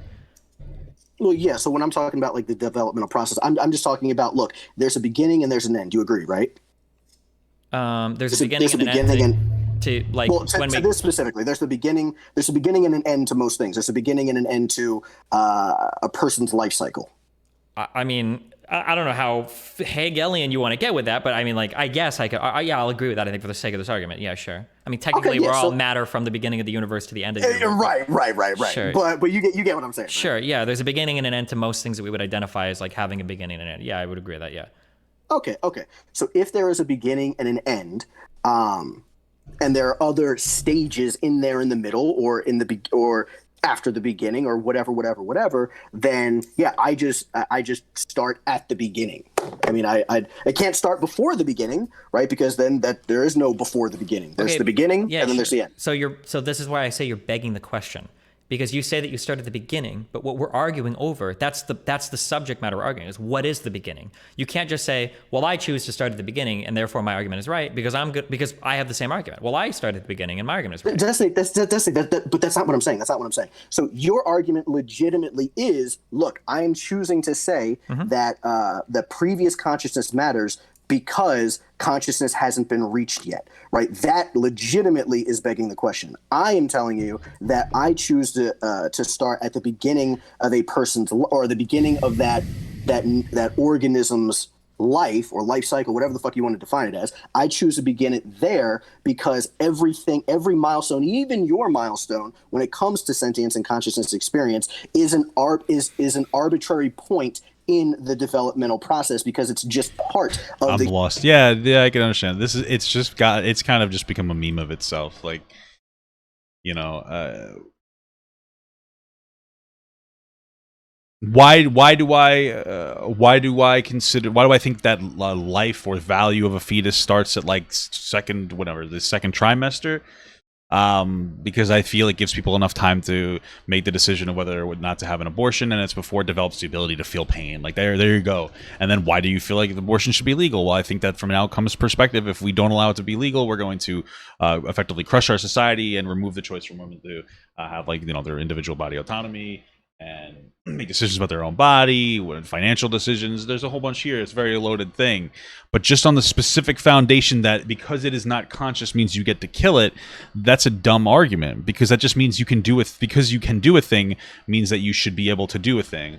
Like, I can kick a dead dog, but I feel like morally you shouldn't kick dead dogs. You know what I mean? That's kind of where it gets to. The human developmental process. But again, I swear that we've argued this for like 30 minutes. So yeah, but I don't think that you agree with your argument here, because you don't value the human developmental process. Do you agree with that, or do you disagree with that? Again, I don't subscribe to your word of value. Okay, you don't care about it. What kind of a fucking argument is that? It's the stupidest fucking thing I've ever heard. Yeah, they are overcomplicating this. What kind of a fucking I don't subscribe to what? What do you mean? It just sounds like that to me is just like, hey, I don't want to answer your question because it hurts my argument. And that's what I fucking hate about debating, is like conversations real debates, real conversations are supposed to be about measuring your like moral code versus somebody else's, and like reasonably engaging with the conversation in a way where you test that your specific like logic or code or whatever, you know, makes you. Not just being like, well, I know that this is going to be a bad thing, so I'm just going to. I know this is gonna hurt my argument, so I'm just gonna pretend like he didn't ask. I'm just gonna say no thank you. You know what I mean? Like the no thank you fallacy is what it is. So I'm making a new fallacy. No thank you fallacy is when you refuse to answer a question because you know it hurts your argument, so you just play dumb. Life being the human developmental process, right? Or do you? I don't care about life being the human developmental process. Yeah. What does the developmental process matter to you? Why do you keep pointing to that? What do you mean? I don't understand what you're saying. Well, because you want to go to the beginning of the developmental process and say that's when life starts, but you don't want to go to the end of the developmental process. Well, hold on. We know that's when life starts. Well, no, we don't. This is what we're arguing. Hold on, wait. Well, we do know that life starts there. Yes, like life does start when you're like a zygote or whatever. Technically, yes, from like an objective perspective, like that is when the life of that starts. We're having more of a philosophical conversation about when human life starts. When do we consider it a human? Not when we consider it a life. That's the conversation we're having at this point. I think people need to understand that. I don't like it when people say like, "Oh, it's not. It doesn't exist yet." Or not that it doesn't exist. When people just say like, "Oh, it's not a life." Well, it's a life. It's just like what value? Like we don't have value on all lives. Animals don't matter to us very much, to be honest with you, and people don't too. Like we have different values on different people. Like if you, I mean, it's just the honest truth. Wait. Yeah. No, because no, I think like you'll value a racist less, which is justifiably so, of course, or you'll value a bigot less, or you understand what I'm saying, or like honestly, you'll value somebody that's on like life support less because it might be moral, based on your moral code, to pull the plug on that person. That's probably a better example than valuing a racist or not. But you understand my general point. I think you're conflating like life with like personhood. Yeah. Well, no, it sounds like you are. We're arguing over when person starts, but life is always and forever. I mean, So what you're do you saying? mean? So wait. So you don't? Oh, come on. Like, yes, we understand that. You'll die and you will become the life for something else. But your personal life, when does human life start? Like when does like life for that particular object start? It would be like whatever the zygote phase, whatever bullshit. And when does life start for like when do you gain humanity? Would be the question that we're really debating. So hold on. Are you saying that like new life? Let's say if we're saying that life, if we're talking about it as like a separate organism. So if we're saying that in the scope of this discussion, are you saying that life does not begin, that new life doesn't begin like at conception? I mean, there's a new genome formed in a zygote, sure, but I mean, like the things we're living before that. It's not like that's when life doesn't come from non-life here. It's not like agenesis, right? Like sperms are living and ovums are living and everything. But I mean, We agreed, right? Yeah. We agreed that sperms are Right, living. but a sperm on itself isn't going to turn into a person. When the sperm in the egg hits, that is going to turn into a person. Like, this is just such a weird fucking conversation. And because if you have like living cells, then you are technically living. But again, when I was talking about in the scope of this discussion, we're talking about like an organism. If we're saying that life in the scope of this discussion is all right, that new organism's beginning, well, you should agree that okay, that new life starts at conception. I mean, you should agree with that, right? a new human life does, sure, but we're not arguing over. Yeah. Yeah, but we're not arguing over. I just wanted to make sure because some people have made that fucking argument that life doesn't begin at conception or new life does. I'm like, no, that's scientifically okay, sure. inaccurate. But so again, to back up, the problem isn't how we define life. The problem is that you're choosing to start. I don't know why I can't use the word value. You're giving moral consideration to things at the beginning of their developmental process, but you don't go to the end of the developmental process. You just go to the end of their conscious experience. So I don't know why you would start with developmental processes and then end with conscious experience instead of just starting and ending with conscious experience. Yeah, but the end of your developmental process is when you die as well. It's both things. It's the end of your conscious experience, and it's also the end of your developmental process. Then you die, and then other things happen. Like, yeah, you can grow fingernails, but you wouldn't value that as as some kind of a developmenting thing. Like, if somebody couldn't grow fingernails, you wouldn't say that's the end of their developmental process. It's just such a weird thing. Like, there's no. I hate these. This is just, like, we just get into these ridiculous conversations. Why don't you think here. that I do it to the end? What do you mean? Because the body continues to develop post brain death. Because The of body can fingernails. continue to Yeah, develop sure. post brain death, but you don't care about that. You care about when the cessation of consciousness happens, when people stop being conscious. Sure. You and I both agree that Yeah. consciousness is what makes you and me. Yeah. Exactly. Yeah. So we both agree with that. So then why would you care about something that doesn't have a conscious experience? Right. So again, so it's not just something that doesn't have a conscious experience, right? So it's something that it's impossible to have a conscious experience, right? So that is what it is. It's not like you're gonna like come back to life. There's no potential for once you're dead to come back to life. Generally, of course, like zombies are real and all that, but we wouldn't, of course. So I guess I'm making myself so foolish because zombies exist, but. No, but like you're not going to come back to life afterwards. It's a reasonable end to the experience. If you leave a corpse to its own devices, it's going to decompose. If you leave a zygote to its own devices, it's going to develop. just to be clear, I don't give a shit about. Yeah, I agree with Destiny too. It's just like I hate the overcomplicated conversation. I just simply would not engage in this type of conversation. Tyler tries to get me to engage specifically with the consciousness argument, and I just won't do it. I just say no, I'm not going to engage with that, and then I tell him my entire abortion breakdown, because you need to have everything in it. You need to have the conversation about everything. Animals, I'm only talking about in the scope of like Sure, humans that I grant moral consideration. Yeah, just to be clear. But yeah, so I base it off of, okay, is it impossible or possible for them to have life or consciousness or whatever. So again, I honestly, Destiny, I think that's you need the COVID there's vaccine nothing like more than I zombies, could yeah, say maybe. that we're just going around in circles again and again. Imagine. No matter how many times you try to like change it slightly to ask me the same question, then I think that we're kind of just dead here. But yeah, I don't know what you do at the end. I don't know if you take questions or you're just like, fuck it, peace. I don't know what you do at this point. I mean, you whatever you want to do. I don't care. If I don't normally take questions from the audience, but if you do, oh yeah, I didn't know how that works. Like, I don't watch like your debates like all the way through. It's gonna be another 15 minutes of them jerking each other off. Like I've seen some clips where happening? either you're debunking somebody or something's happening or some type of drama, and then that's it. So I don't know what happens after that. No, I think we're done chatting. Unless you want to say anything. Yo, hold on. What's up? Yo, hold on. Let me look at this chat, man. It says this guy got mad. What? How am I mad? How am I mad, dude? Come on, man. I think this is a fair discussion. We just disagree on. I'm playing TBC, I mean, if Destiny says that we're just both begging the question, then we're just both begging it. You want to say that? Well, yeah. So I don't necessarily think that like. I don't think that I can like objectively win the argument with you or that you could with me. But it feels like you think that your side is more logically grounded than mine. Whereas my only point is that all of this will ground out, like when we value the beginning of human development, whether it's at or whether we give personhood to somebody at the moment of conception or when they develop a conscious experience. I don't think there exists a right answer to that. And because I think that the answer could be either or, I'm not comfortable legislating and saying like, well, no, we're going to treat it as like the more restrictive one. It seems like people ought to be. What I don't understand, now this is a little bit off topic, I don't understand why when Tyler Bluntman has these conversations with people, why he doesn't put them on his YouTube. I'm subscribed to him. Why doesn't he put them on here? He has his last YouTube videos from 3 weeks ago. And like, I don't know why he doesn't just put them up. Like, shouldn't you be proud of it if that's your perspective? Or, you know what I mean? Like, why not just like, yeah, you know? I don't know. It just seems silly to me.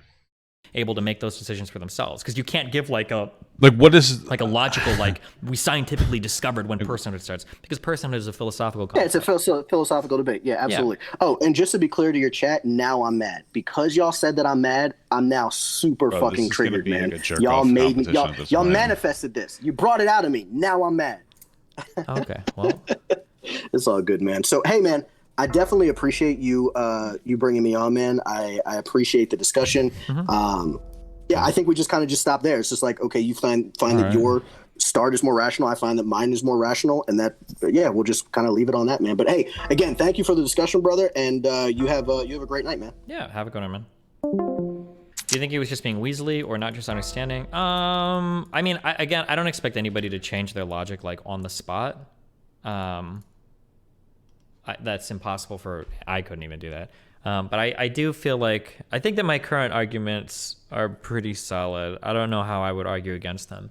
I'm trying to think Oh, that's something. I feel pretty committed here. Or like, I don't know what. It sounds like Destiny's questioning his line of logic. Okay. I mean, that's funny a little bit to me.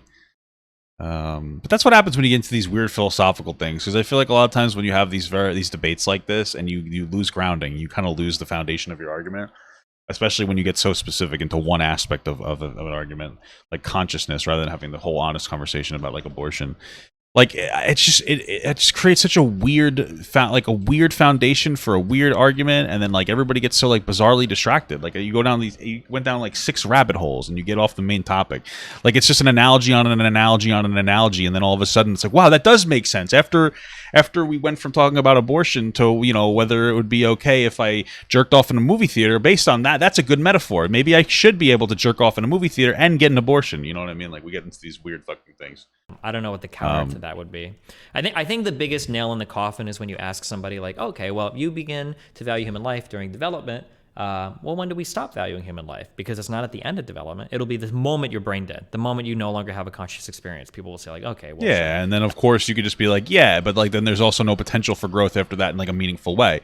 But like a fetus, even though it's not conscious, has the potential to have consciousness.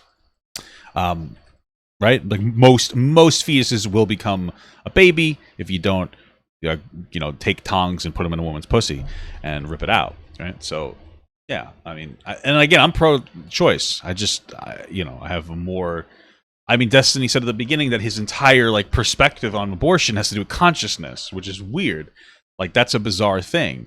Because if that were true, if your only foundation for being pro-life is the consciousness of the thing, of the being, the fetus, then like I feel like you have to be pro-life because the existence of like that's just like the weirdest thing. Well, because it doesn't have a consciousness means that it's okay to kill it, and it's like, oh, well, that's like a weird thing. It's like just because I can, I don't know, just because I can do something doesn't mean that I should do something. That's the whole conversation. It's not a reason to do something just because I can do it. Like I could beat the shit out of a toddler, but that doesn't mean that I should beat the shit out of a toddler. There's a lot more nuance there. I mean, I'm stronger than the toddler. All I value is the strength over the toddler, that's when we stop that, right? So it seems like that conscious experience is pretty important.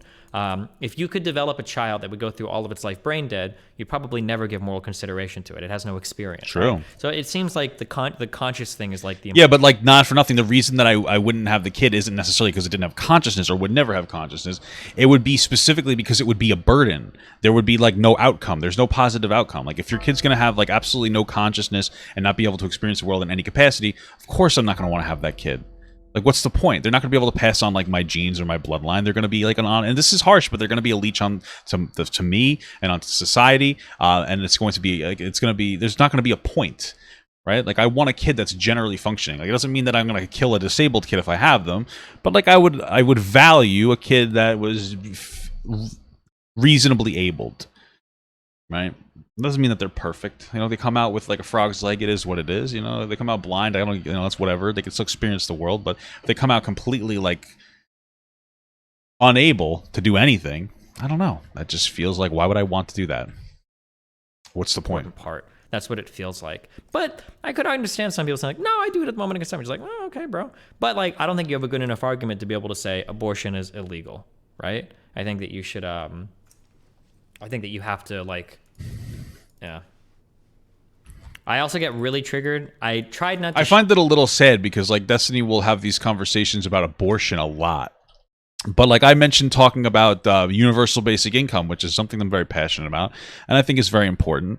And there's a lot of reasons why I'm in support of it. One of those is because I think it is the solution to ending the marginalization of groups, and yet that's not something he'll engage in. And it feels like to me that like there's no emphasis or there's no consideration on talking about like actually important topics. Like abortion in and of itself is an important topic, but not when you do this thing where you confine it specifically to one aspect of it and then have this very philosophical conversation that's not going to lead to any like outcome in real life. Like we're not like this conversation is never going to have any swaying of the perspective on anybody who ever watched it. So yeah, but then like UBI, it's like, well, I'm not educated on that. Well, why not? Or why not just have the conversation? It feels like it's either a laziness, a lack of interest, which is entirely possible, or just the fact that like he wants to come at it from a debate perspective rather than like a conversational perspective, which is like, why? Like, do you need to be fully educated on a topic to have a conversation about it? Like a conversation versus a debate. Those are two like very different things. Because that's my point. Like conversation versus a debate. Like, do you need to debate all these things, or can we just have a conversation about these types of things? Show it. I try to be very, very, very polite. If I'm getting back into conservatives, okay? Because I think a lot of people have responded well to me being like more polite. It's really hard not to get ultra fucking triggered when somebody throws the word fallacy at me, and I know that my arguments are not fallacious though. So I tried to like very calmly explain like, well, no, this is not a slippery slope fallacy. Or why would you have a meltdown over that though? Like that's weird. Like that's a bizarre thing to have a meltdown over. I feel like oh, you said there's like, yeah, people are gonna be it's a debate. You're engaging in debate tactics. When people play that shit with me, I'd be like, bro, I hate the debate bullshit. Like just knock it off.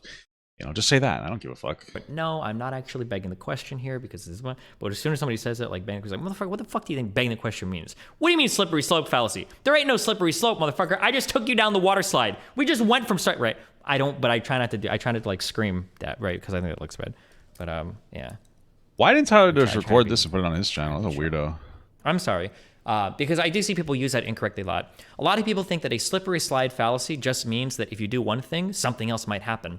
What it actually is it's how likely that next thing happening is. So for instance, let's say somebody's like, if you legalize gay marriage today, you're going to legalize trans marriage next. That's why I'm Yeah, that sound... Yes. Yeah. opposed to gay marriage. That's not really a slippery slide. Somebody that's in favor of gay marriage is probably pretty likely to be in favor of like trans people being married the same way. So that's not really a slippery slide fallacy. Now, if somebody says, if you legalize gay marriage today, tomorrow we're going to be able to marry our fucking rocks. We're going to be able to marry... It's actually true. That's not a slippery slope fallacy. I do want to marry The Rock.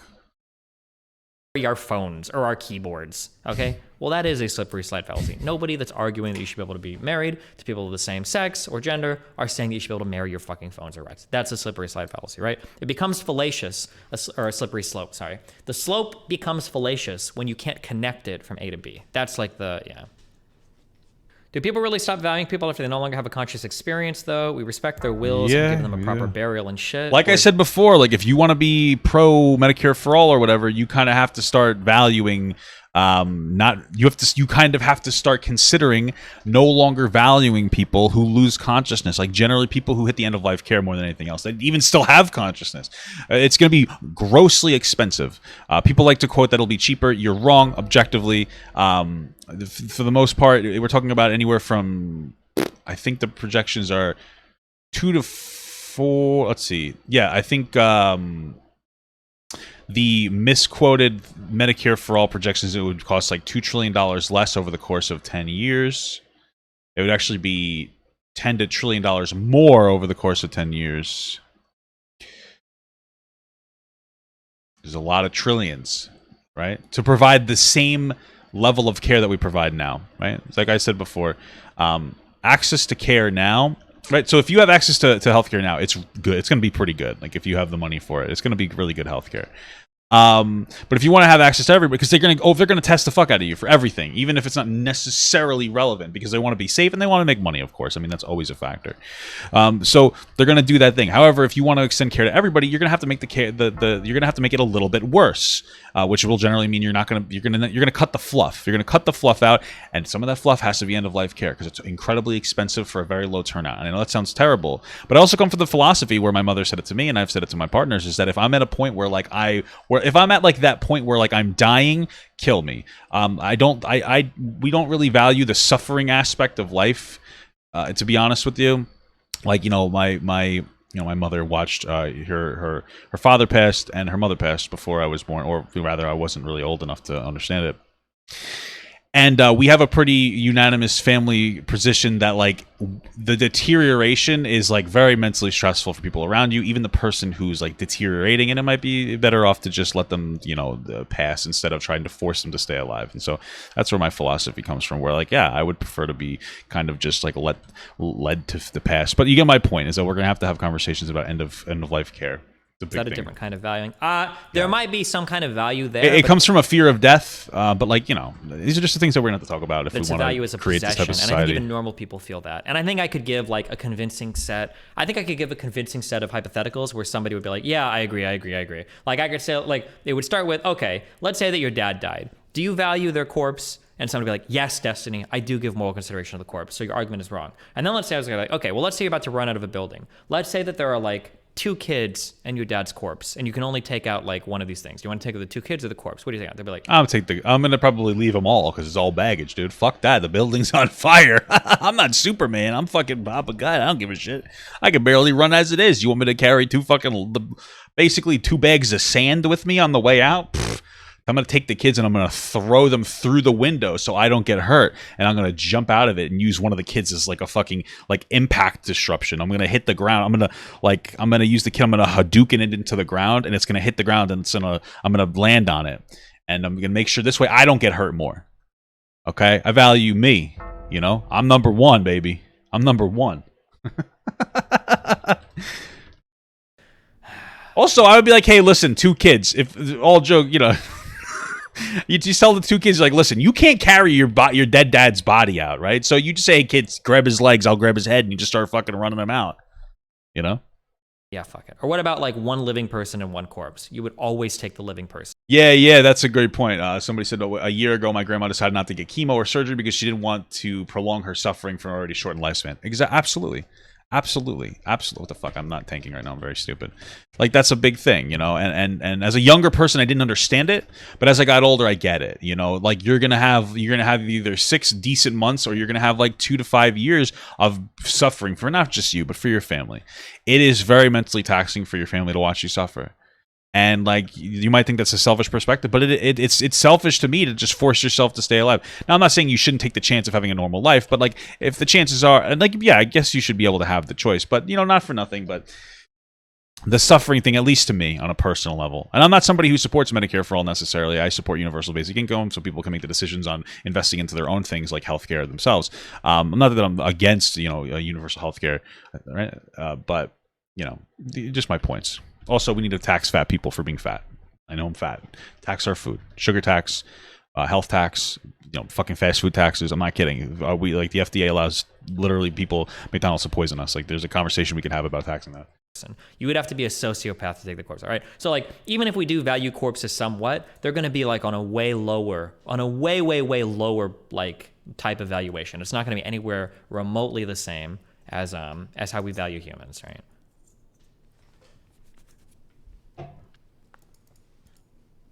Do people in comas have the same? It's weird. He's like, we don't usually take questions here, and then he like left Tyler off, and now he's taking a bunch of questions here. That seems a little interesting. Okay. Consideration of a conscious experience is fine to just off them once. It depends on if the coma is permanent or not. But we have those. But that's a really heated debate. That happens all the time, right?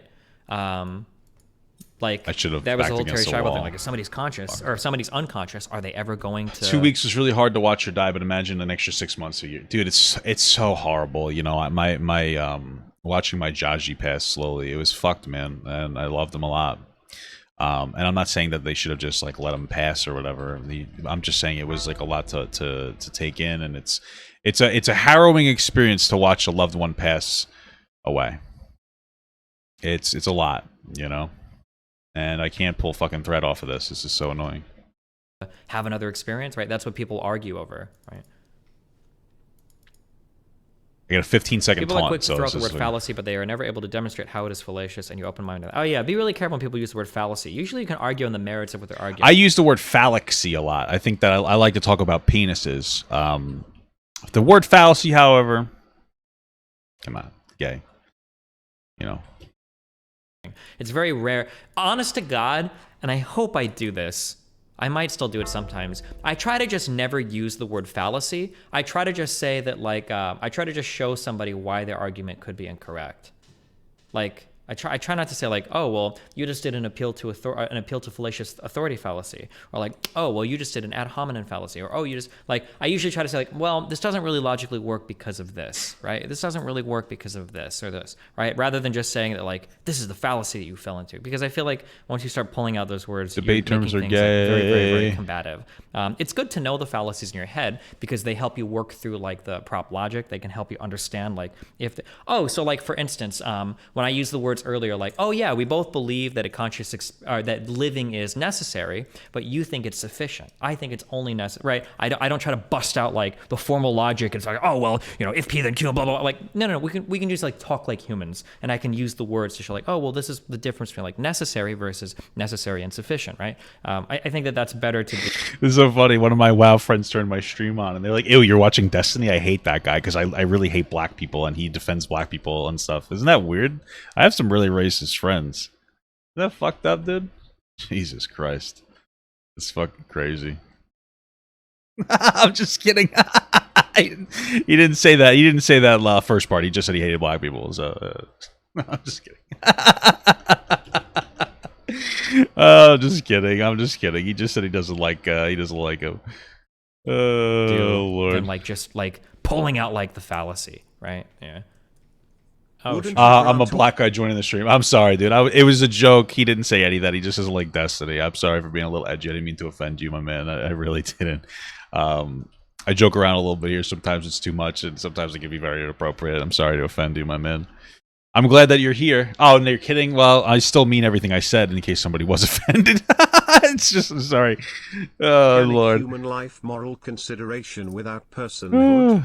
We consider human bodies to be respected with social roles like tombstones and not doing weird shit to corpses, no? Yeah, but Is there a flaw in doing that? it's a different form of moral consideration. Like we also yield or grant moral consideration to people's like possessions, right? Like it would be immoral of me to go and bash somebody's car, even though the car isn't living, right? What if you had a Kia Soul? What's the morality on that? What's your moral perspective on destroying the Kia Soul, Destiny?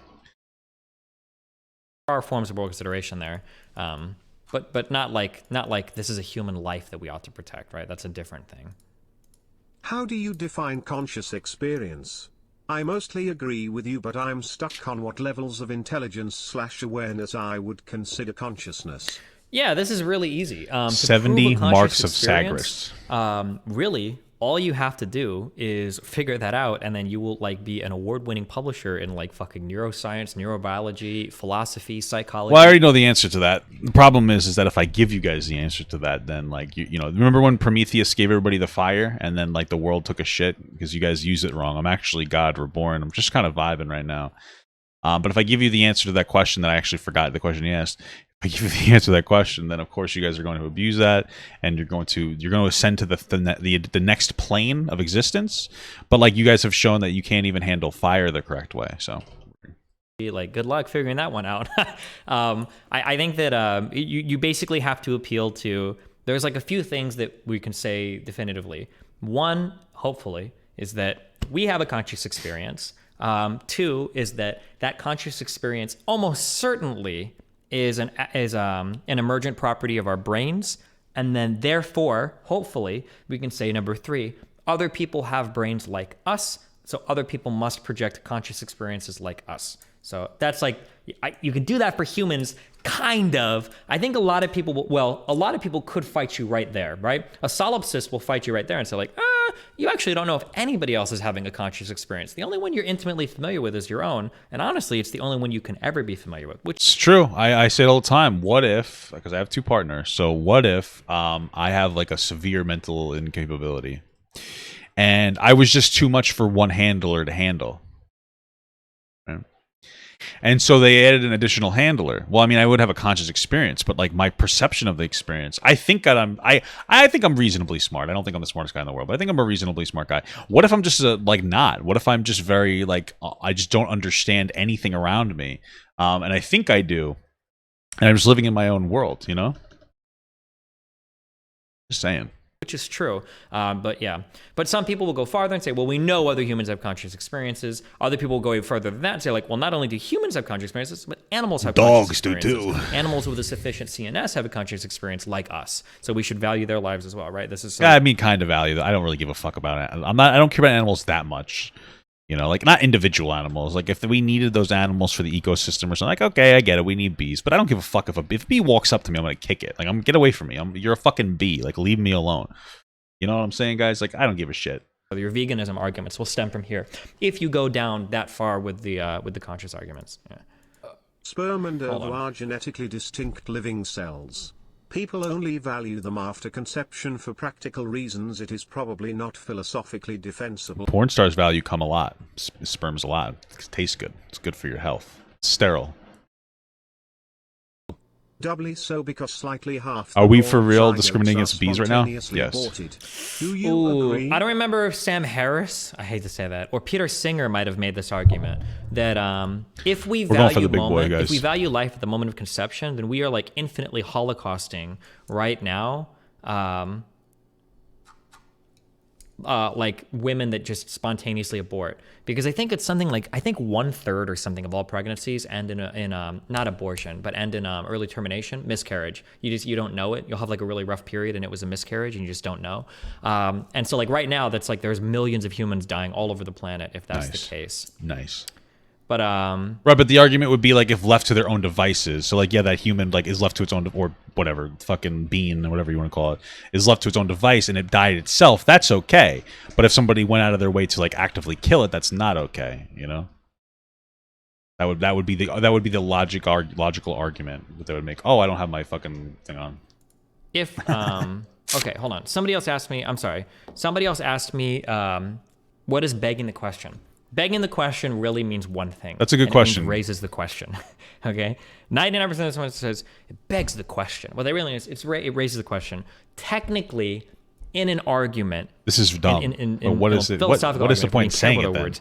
Begging the question is when you sneak in the conclusion with your question. So you're basically, you've already kind of answered the question. So for instance, if I were to ask you something like, if we were arguing over like, when should we value like human life or whatever, and I said something like, or like when does human life begin? And I'm like, well, if we look at like, or no, fuck, I'm trying to think of a good example of this. Fuck, how is this so hard right now? If I ask a question like, do you think that it was okay do you think it was okay that John murdered Claire? Right? Well, murdering is bad, like by default. Like murder is bad. So you're begging the question: was it bad that John murdered Claire? Well, he murdered her. Of course, it was bad. You've answered your own question. It's like tautological. So this is like begging the questions where you basically answer. Like What? Based on the way you described it, I would have thought that begging the question would mean that you ask somebody if it's okay that John murdered Claire, but like it wasn't actually murder, and you're just saying it's murder as your prescription, and you're asking if they murdered them. I don't know. Like I would argue, I'm trying to think of when I said he was begging the question. I think when he was saying something along the lines of like, well, it's logical that human life begins at the moment of conception. Like, how can you disagree with that? He's like begging the question, like, well, okay, well, if we define human life as beginning at the moment of conception, then I must agree with you. But that's what we're arguing about, right? We're not arguing about right. Like, I think you just did a bad job. We're arguing about when do we grant that person, or when does that life begin, kind of, right? Well, life or personhood, depending on how loose we play these terms, right? So you can't just be like, oh, well, logically this is the case because of blah, blah. I was like, well, hold on, well, you've already answered the question. If I accept that, as even a question right now. If defining personhood at consciousness and conception are consistent, can you convince without appealing to the effects each worldview has on society? I don't know if it would be that much different for each effect. Well, one would ban a whole bunch of women from getting an abortion, right?